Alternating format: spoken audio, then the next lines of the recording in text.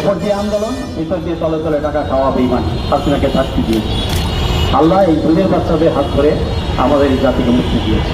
তো সেই বিজয়ে এটা ভবিষ্যৎ করে দেওয়ার জন্য, উল্টে দেওয়ার জন্য হাসিনা শেখ, ভারত এবং তার সেবাদার যারা এখানে আছেন তারা সবসময় চেষ্টা করে যাচ্ছেন। এবং আপনারা দেখেছেন প্রথম 6 মাস কিন্তু অতটা করেনি, টুকটাক আন্দোলন করেছে, গন্ডগোল করেছে।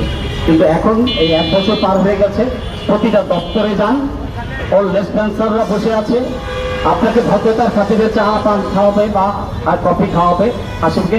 তো ওর কাজটাই করছে, হাসিনা থেকে 5-7 করছে। রক্তের বিনিময়ে যে উপদেষ্টারা বসেছেন, হারাম খাবেন না, ভুলে যাবেন না, শহীদের রক্তের বিনিময়ে আপনারা উপদেষ্টা হয়েছেন। খাও খাও।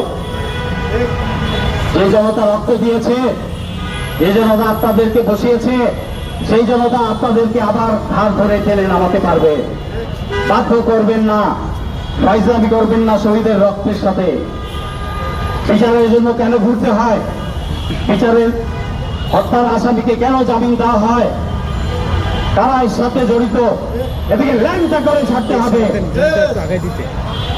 তৌর সালাউদ্দিনকে দৌড় দিয়েছিল না যাত্রাবাড়িতে আজ থেকে 15-16 বছর আগে?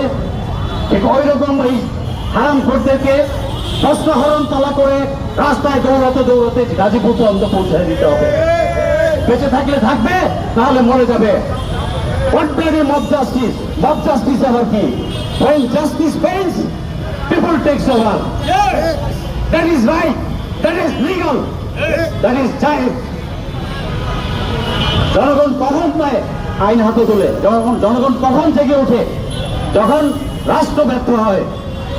রাষ্ট্র ব্যর্থ হয়েছিল, পলিটিক্যাল ইনস্টিটিউশন গুলো ব্যর্থ হয়েছিল বলে দুধের বাচ্চারা, ছাত্র জনতা জেগে উঠেছিল এবং হাসিনাকে তুড়ি মেরে উড়িয়ে দিয়েছে। এই পলিটিক্যাল দলগুলো কোথায় ছিল? এসিডিসি রুমে বসা ছিল। আবার এখন বলে আমার 600 জন, আমার 300 জন, আমার 700 জন মারা গেছে।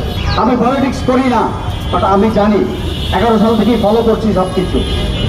কেউ ওদের রাস্তায় নামে নাই। যে 2-4 জন নেমেছে তারা নিজ উদ্যোগে, আমি তাদেরকে সাধুবাদ জানাই।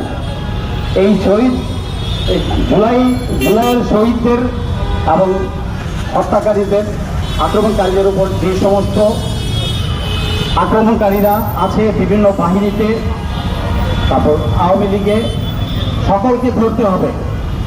আর জামিন